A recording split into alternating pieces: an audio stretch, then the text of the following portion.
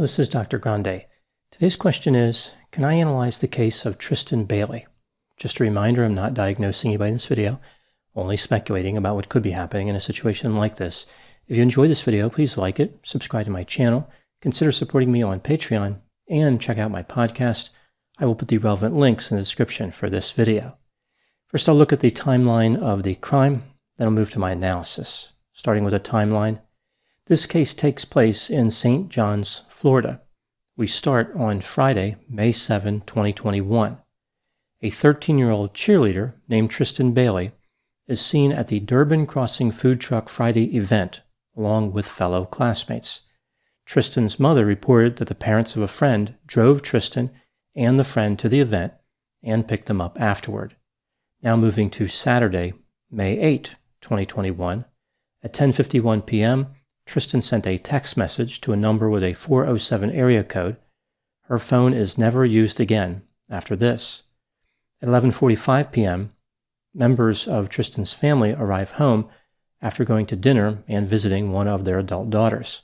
Just 15 minutes later, so now midnight on Sunday, May 9, Tristyn's sister observed Tristyn speaking on a video chat in the garage. Tristyn was talking to a white male wearing a white baseball cap backwards. Her sister did not know the identity of the male. Moving to 12:25 a.m., Tristyn receives a phone call from a number that was later identified as belonging to a 14-year-old male named Aiden Fucci.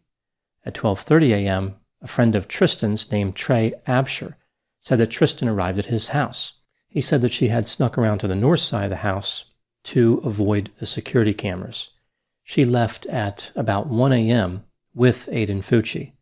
At 1:24 a.m., surveillance video picks up two individuals walking on the sidewalk past the main entrance of the Durban Crossing North Amenities Center. These individuals fit the description of Tristyn Bailey and Aiden Fucci.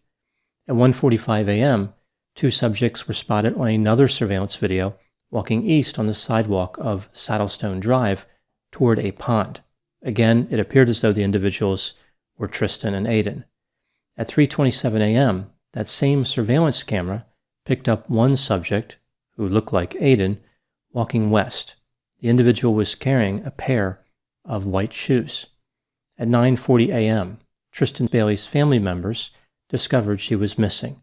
Tristyn's mother called 911 at 10 a.m. After talking to Tristyn's friend Trey and hearing about Aiden Fucci, the police go to talk to Aiden. He said he was with Tristyn just like Trey indicated. After leaving Trey's house, they walked to North Durban Parkway. Aiden said that Tristyn then turned to go toward her house, and he continued walking north along the parkway. He arrived at his house between 3 and 3:30 a.m. The police weren't buying Aiden's story. According to his timeline, it took him about 2 hours to walk from Trey's house to his house, but the two houses were only about 1.4 miles apart. Aiden decided to change his story, now claiming that he and Tristyn continued to walk on the parkway together. Aiden made an advance toward Tristyn in the form of kissing her. She grabbed him and rejected his advance. Aiden became angry. He pushed her to the ground. She struck her head in the process. Aiden walked away from Tristyn as she was on the ground. He was not sure if she stood back up because he had been smoking marijuana. Aiden said that Tristyn probably met up with her drug dealer after he walked away from her. Aiden was advised of his constitutional rights. He invoked these rights and did not make any further statements. At 6:06 p.m., the police received a call from a man who was jogging, who said he found the body of a female. The body was located 80 feet from a retention pond on Racetrack Road. It had been stabbed 114 times. There were injuries on the back, neck, arms, and hands. The body was identified as Tristyn Bailey. At the crime scene, the police located Tristyn's cell phone, a vaping device, a $20 bill, a bottle of Powerade, and a shoe impression. A folding buck knife believed to be the murder weapon was located 140 feet away in the pond. The knife was missing its tip. That tip was located in Tristyn's scalp. There was also a handprint on Tristyn's leg. At 8 p.m., Aiden was picked up for questioning. The police found a folding knife with a blue handle on his person. An officer inspected the knife but didn't think it was suspicious or important. He gave it to Aiden's father, Jason Fucci. Evidently, Jason placed the knife on the bumper of his truck, but forgot it before he drove away. The knife was lost. Aiden was in an interview room with his father, Jason Fucci, and his mother, Crystal Smith. Jason and Crystal told him not to talk to the police until his attorney arrived. The room they were in was recorded with both video and audio. We see this unusual exchange occurs. Crystal indicated that Tristyn was found in their neighborhood. Aiden asked her, "Is she good?" Crystal said, "No, she's dead. That's why it's very important. It's all on you right now." Aiden responded, "How is that my problem?" His parents then admonished him for posting a Snapchat while he was in the back of a police car that afternoon. His parents said they were receiving threats because of the post. Jason and Crystal both continued to question Aiden, asking him where Tristyn went after he left her. Did they kiss? Was his DNA on Tristyn? Why were his shoes off in that surveillance footage? At one point during the conversation, which again was recorded, Aiden told his mother he had been wearing jeans the night before.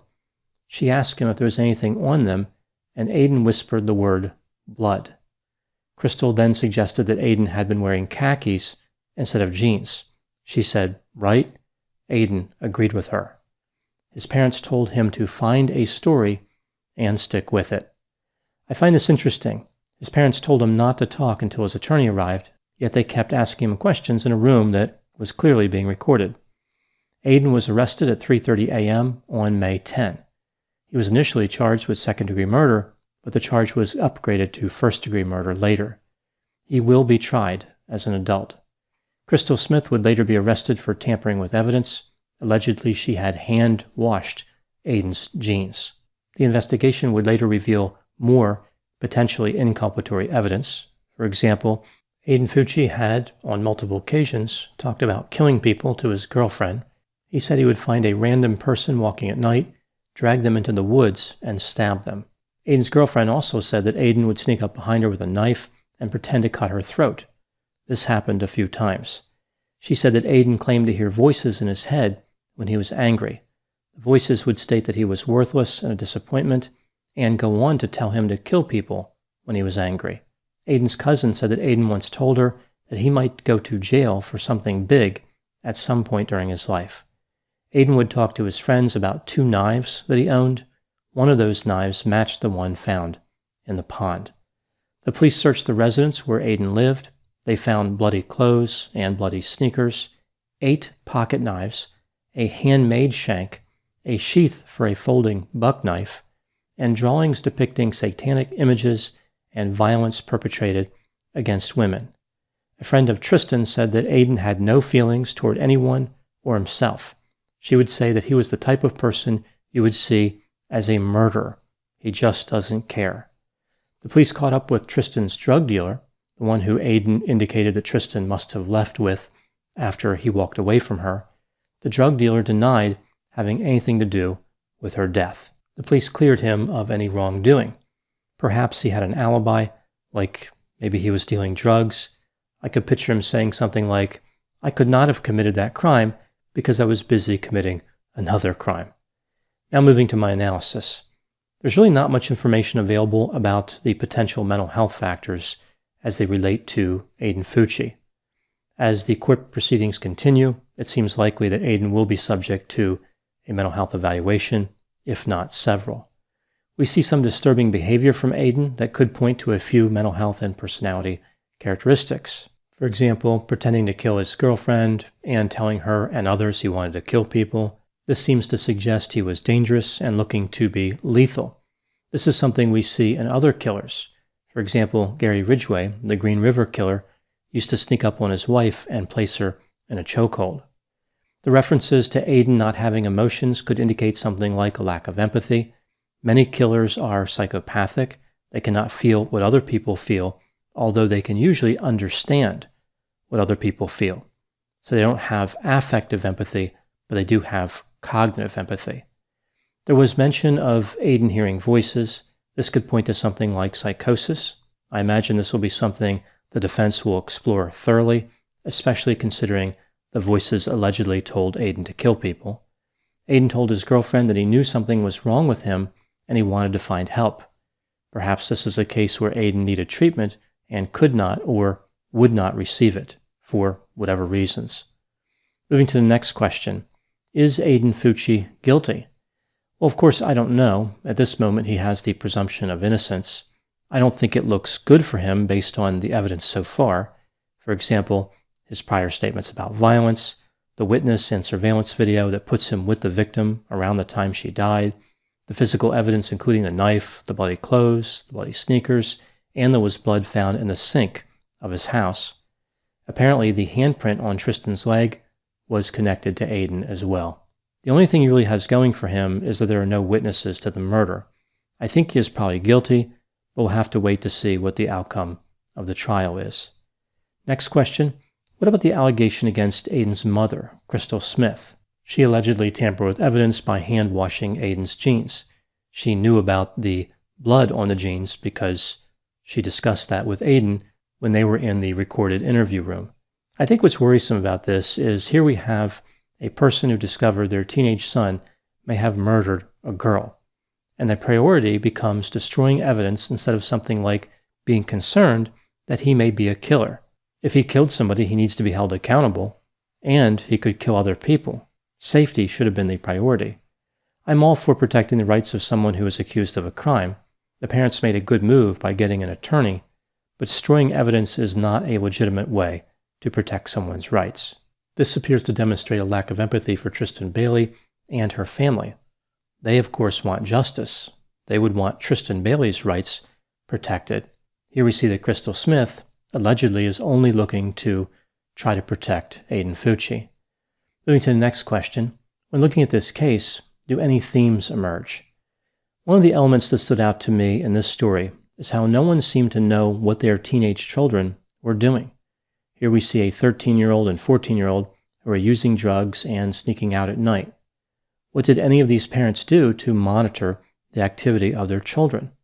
There's this idea that they may have all been surprised, like they didn't know what their kids were up to. But that excuse can only cover so much ground. Maybe they were legitimately surprised, like this was a new behavior, so the parents didn't have time to realize it. Or it could have been that their supervision wasn't as diligent as maybe it could have been. Unfortunately, there is an epidemic of parents who don't pay attention, who don't actively monitor, but rather wait for some incident and then say, look, you need to stop this behavior. It's important to be proactive and not just reactive. Another worrisome part of this story is how teenagers unrelated to this case have been posting on social media that they are the real killer. They are taking responsibility and saying that Aiden should be set free. This is a bad idea for a lot of reasons. It may seem humorous to toy with the police, to force them to investigate each post, but this plan can backfire. First, the police may be able to charge them for interfering in the investigation, and second, if some piece of physical evidence happens to connect them in any way, they could become a suspect. They really are playing with fire.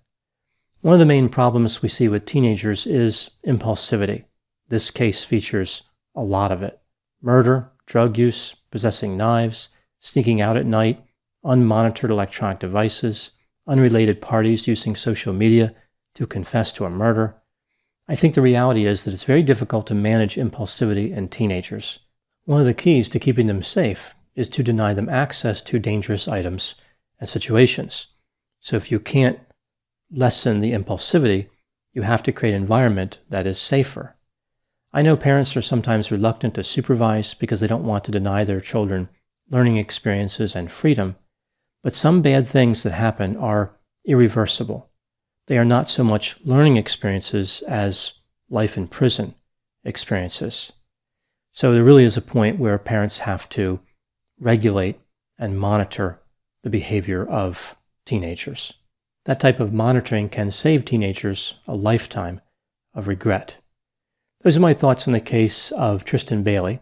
Please put any opinions and thoughts in the comment section. They always generate an interesting dialogue. As always, I hope you found my analysis of this topic to be informative. Thanks for watching.